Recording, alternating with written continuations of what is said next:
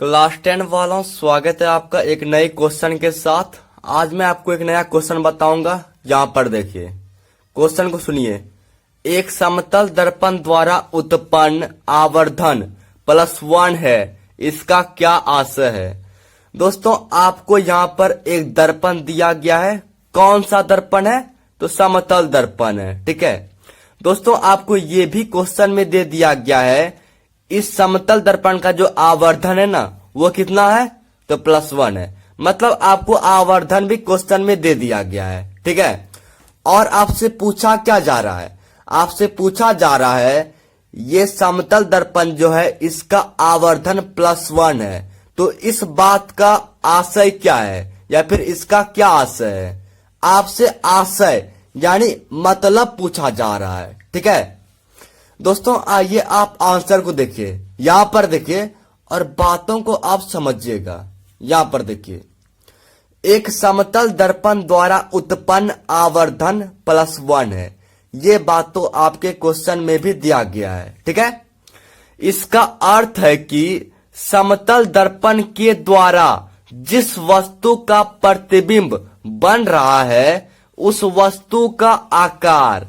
दोस्तों, यहां पर आकार के जगह पर आप ऊंचाई भी लिख सकते हैं। वस्तु का ऊंचाई ये भी लिख सकते हैं। ठीक है, और प्रतिबिंब का आकार, यहां पर भी आप आकार के जगह पर ऊंचाई लिख सकते हैं। प्रतिबिंब का ऊंचाई बराबर है। दोस्तों, यहां तक की बातों को आप समझिए। ठीक है, मैं इन सब बातों को आप फिगर से समझाऊंगा आपको। ठीक है, आप फिगर देखिए और इन सब बातों को समझिएगा। देखिए दोस्तों, यहां पर आपके लिए एक फिगर मैंने बनाया है और इसी से आप समझिए।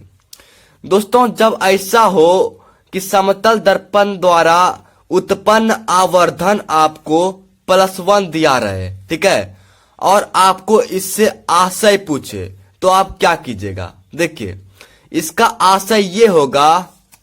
यहां पर फिगर देखिए, फिगर समझिए।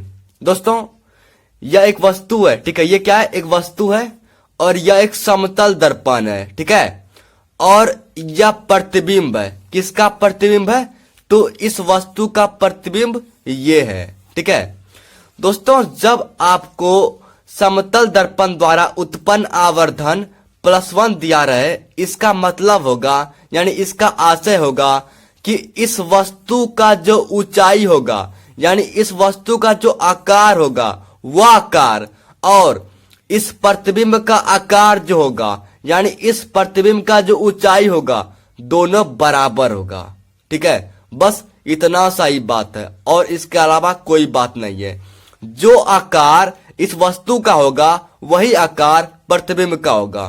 ठीक है, इसके अलावा और कोई बात नहीं है। यही बात आपको यहां पर लिख दिया है। देखिए, एक समतल दर्पण द्वारा उत्पन्न आवर्धन +1 है। ठीक है, इसका अर्थ क्या है? देखिए, समतल दर्पण के द्वारा जिस वस्तु का प्रतिबिंब बन रहा है, समतल दर्पण ये है और इस वस्तु का प्रतिबिंब यहां पर बन रहा है। ठीक है, ये बात आपने समझ लिया।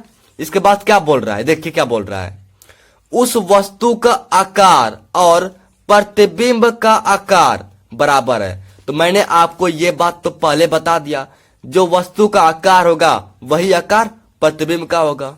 बस इसके अलावा और कोई बात नहीं है। ठीक है, इसके बाद देखिए क्या है। यहां पर देखिए, धनात्मक चिन्ह दर्शाता है कि प्रतिबिंब सीधा तथा आभासी है।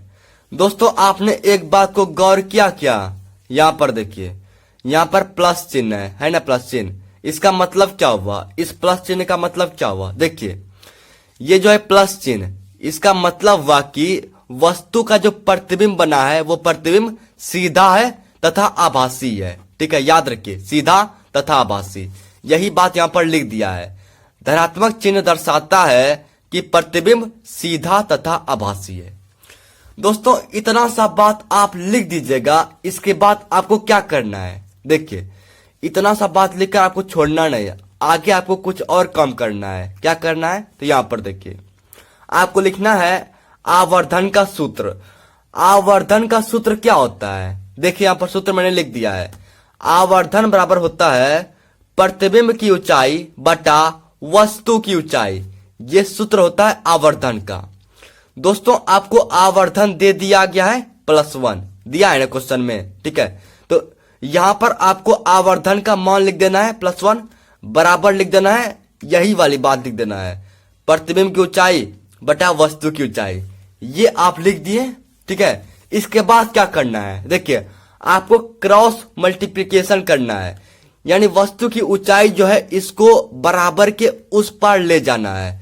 तो क्या हो जाएगा दोस्तों, जगह नहीं था इसके लिए मैंने यहां पर अलग से आपको लिखकर यहां पर लाया हूं। देखिए वस्तु की ऊंचाई बराबर प्रतिबिंब की ऊंचाई, देखिए जब इस वस्तु की ऊंचाई जो है ये जो है इसको आप बराबर के उस पार ले जाइएगा तो यहां पर हो जाएगा वस्तु की ऊंचाई बराबर प्रतिबिंब की ऊंचाई, ये प्रतिबिंब की ऊंचाई जो है, ठीक है।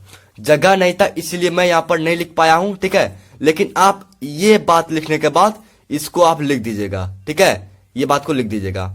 बाकी ये जो फिगर है ना ये आपको नहीं बनाना है, ठीक है, बस इन सब बातों को आपको लिख देना है और नीचे में ये भी लिख देना है, ठीक है। दोस्तों वीडियो पसंद आए तो लाइक कर जरूरी कर दीजिए। Thank you.